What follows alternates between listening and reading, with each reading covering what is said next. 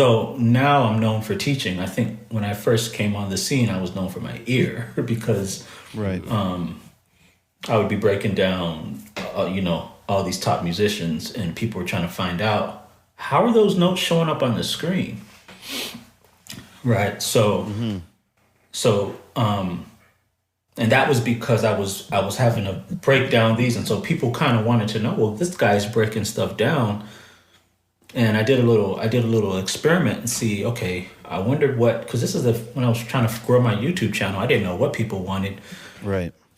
And so on one video, I did one thing, another video, I did another thing. But on the video where I actually explained, I think it was an Eddie Brown move, and I just kind of was like, well, this is what he's doing. That video had 4 times as many views. And then that's when it told me, okay, you need to be teaching this stuff. So you need to be using your ear Right. to break it down. And then you need to go further and teach stuff. And I knew I had something when people were saying, man, I will pay you. People were like, man, I will pay you if you can give me that. Because, the thing is that the gap between, the performers are great for the teachers because they're the ones who give us, they're the ones whose works we're going to analyze mostly. Right. Got you. So, so because everybody sees the performers and they're like, I want their chords. Right. Yeah. Yep. But the problem is that they're trying to go to the performer. See, that's the wrong thing. Right. You can't go to the person performing and asking them. They're the performer. You're supposed to go to the analyzer, the teacher. Right. You're supposed to be going to the person who's good at breaking stuff down true. to tell you what that performer is doing. Most people hate doing that anyways, right? You'll ask them and be like, that was just a B flat major 9. They'll kind of blow it off. And I think that's discouraging to a lot of people coming up because it's like you're trying to get help. You're going directly to the source when you have access to them. And the information they give you, as good as it may be, doesn't really help you when you're trying to get a grasp for the music. That's something that and that's a good point. But I think the issue is that the performer doesn't necessarily even know. See, the thing is, the high performers have gotten to such a degree of skill that it's natural to them. Yeah. True, yeah. So it's like when somebody says to me, teach me English. I'm like, I speak, we speak it so well that trying to go back and explain why we're pronouncing words, it's just kind of like, what? Yeah. So that's why I think it's just a lot of musicians don't realize that, True. And so they think that the person is just trying to blow them off. Mm-hmm. When in actuality, they just don't know what to say. It's a good point. You know what I'm saying? Really good point.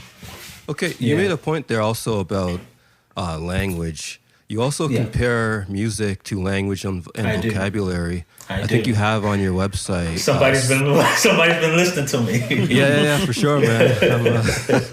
He's definitely a disciple. This is the test, man. Am I passing? Yeah, you have man. on your website, spelling won't help you speak. I thought that was real powerful, and I know you have a lot to say about that. Can you break it down for us, please? I'm gonna be dropping down so many gems today for you guys. So That's check this amazing. out. That's Right? beautiful. Everybody thinks it's ear training, right? Everybody wants to know, how do I get a better ear? How do I get a better ear? And then they ask me, and then they see me online, hear something crazy, and they'll see me, and I just hit the chord, and everyone's like, oh my God, his ear is so good. Yeah. But again, my job is education. My job is to tell people why they're not able to hear things. And they think it's their ear, when in reality, it's probably their vocabulary. See, Interesting. gaining your vocabulary, gaining your musical vocabulary will solve 90% of your music problems. It's so Right? true. Yeah. Fixing vocabulary solves 90% of your problems, not your ear. Because think about it like this. Like if I were to play a wrong chord, everybody knows. Right. Right? What's telling you that the chord is wrong? Well, your ear is telling you that. And there's nothing wrong with your ear. And but see, to use your ear to identify what a chord is, you have to have an existing vocabulary to even hear what it is. Right. True. Right? So it's like somebody saying, that the reason why they can't speak another language is because of their ear. Well, no, you can hear the other language just fine. You just can't tell what they're saying. Exactly. Right. Yeah. And if you go and you sit in that country and you all of a sudden start building your vocabulary and you start memorizing words, then all of a sudden that same ear tells you what the person's speaking. Does that make sense? Yeah, 100%. Makes sense. 100%. So everyone thinks it's ear, and yes, the ear is used to identify chords. Yeah. But the chords have to be there first for you to hear it. Exactly. You can't hear chords that you don't even know. Right. And so I tell people, listen, you want a good ear, get your vocabulary up. That's all you got to do. Get your vocab up, and then all of a sudden you'll hear stuff. And let me just make this let me give an actual example. When I first started transcribing, and by the way, just for anyone listening, transcribing is the process of hearing a piece of music and getting that and capturing all the chords, Right. capturing that music somehow. Yep. It could be either sheet music or it could be like what we call a MIDI file. Mm-hmm. So when I first started my channel, I would try to transcribe some of the top players. And it was taking me sometimes weeks to transcribe those players. Right? Yeah. Well, now, a few years later, cut to now, people are online and they see me doing a reaction video and they see somebody playing and they just see me just hit the chord and they're like, wow, what happened? Yeah. Well, what happened is I learned those chords. I learned, you know what I'm saying? So what would take me 2 weeks, now it's taking 1 week. And now it's taking 5 days. Now it's taking 3 days. Now I could transcribe anything in a day. And now I pretty much have a rule that if I, whatever I'm going to transcribe, I got to do it in 3 hours. And Wow. Whoa. and so even the Chick Corea song that I just did a Chick Corea song, I think 2 weeks ago after he passed. I was trying to do something for him on the Rest channel. in peace, yeah. And it took me about 3 hours to do it. It was a 4 minute song, which would take most people probably half a year maybe. But like I said, it's just working on that vocabulary. The more you work on that vocabulary, all of a sudden things that used to seem difficult for you, all of a sudden they're gonna seem a lot easier. Yeah.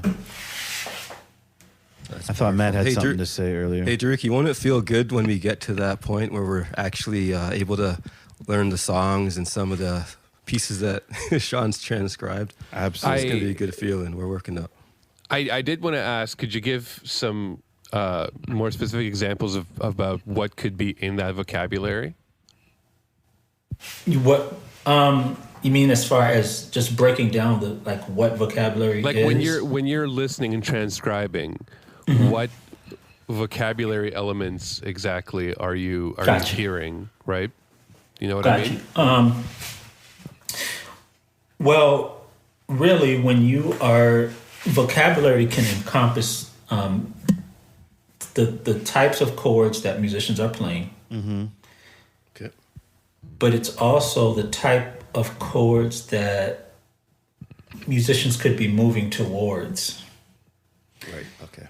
So I break everything down. And since you guys are on the site, y'all go check out progression. Well, that helps. See, context matters. See, Okay. And so here's the thing: if I'm in here, let me give you a good example. See, this is a teacher in me coming out. Go ahead, take your time. If you're lost, lost in a forest somewhere, right? Yeah. Do you want somebody analyzing the heck out of some leaf that is right in front of you? No. Or would you prefer if they could get an aerial view? Right. You see what I'm saying? Yeah. And with the aerial view, you can see what direction to point that person. You got me? Right. Yep. Okay, so the difference between, and again, I'm not going to talk about anybody else's program, but I know that for me, when I was trying to learn different stuff, I felt like that analogy of trying to explain the leaf in front of me. Yeah. that's people saying this is a B, this is a C, and play this F, and I'm like, what? Like, bigger picture. what does that do for me? Right. Yeah. You see what I'm saying? Yeah. Give me the landscape of things. So when we talk about, going back to that question about vocabulary, you know, if you pan out and you see the bigger picture, it's going to help out with a lot of this ear training, because now I could see the direction that this musician is going, and I could see it, and I could say, oh, they're trying to move to this B flat. They may trying to move to a B flat minor. And that's going to help me a lot, because if I know they're trying to move to this B flat minor, they can't just play anything. There's only like a couple of things that'll work. So it's either X, Y, or Z, multiple choice. You see what I'm saying? Yeah. Wow. So being able to pan out and see where the person is moving, while every other musician could be trying to focus on, you know, what are they doing? They're focusing on the leaf. I'm focusing on the forest. I'm trying to look at the big picture and say, oh, no. I know you think that was good, but you got to see what they were moving towards. And then I'll go on my YouTube channel and I'm like, you could have done this, you could have done that, you could do this. Right. And people think it's like a genius that I'm doing, but it's not. It's just, I'm looking at a different thing. I'm looking at a different picture. I'm not looking at the leaf. You see what I'm saying? I'm panning that thing out, and I'm looking at where that person is moving towards. And it's actually quite simple when we break it down that way. And I think that's why it resonates with so many people. Definitely makes sense. It's But like vocab, a boxer with but to footwork. answer your question specifically about the vocab, so that's why I mentioned that I'm listening for the target chord or a passing chord. Yeah. So if something's a lot of people are having problems with the passing chords, because it's usually some kind of crazy movement that somebody did, and they're trying to figure out the movement. No, don't figure out the movement. Figure out, first of all, where was that thing going to? Right. Because once you find that destination, now you could translate it to your own playing. Because if you just learn the passing chord, what you gonna do with it? You're just gonna be sitting there with this cool passing chord. You don't know what to do. Wait for it. So you got to figure out where that musician was moving to, and then like I do in my channels, then you say, okay, so how great is our God? They're moving to a B flat minor. Then we start in the key of D flat. Yeah. Let's move to sing with me, how great. And then on that, you got a B flat minor. Now we can use our passing chord. But I can't do that unless I know what the guy is moving towards. So that's kind of how I'm looking at it in terms of, you know, vocabulary, just kind of hearing the chord and hearing where they're moving to, and then just kind of eliminating the options. And so there's a lot of theory involved, you know, in vocabulary, I think. Because the song you just referenced made me want to ask this question. How, because your teaching is, I guess, based kind of with a gospel influence, but there's also, I'm sure, a lot of people who have either no interest or whatever the case is in gospel music on its own. How does your teaching kind of connect to other genres of music and musicians who are not, or just say non-gospel musicians? Yeah, I have. It's a great question, because I do have people on the site who are not necessarily gospel based. Yeah. We have found, and we just got an ad company, and so they started doing my ads in December, and you know they're finding it's good to really target the gospel musician, that it's gospel music, so that it is clear to the person out there that we've really niched down to that specific subject. Right. However, here's the thing. The basic fundamentals of music and playing by ear are all the same at the lower levels. A lot of you are familiar with the DNA Project and have been rocking with us for a while, but some of you aren't. A lot of you are faithful listeners of the podcast, but aren't familiar with some of the other work that we do. So I just want to take a quick moment to explain to you a little bit more of what we do. So you're getting married, or you have a friend, a cousin, a sister, somebody you know is getting married. Okay.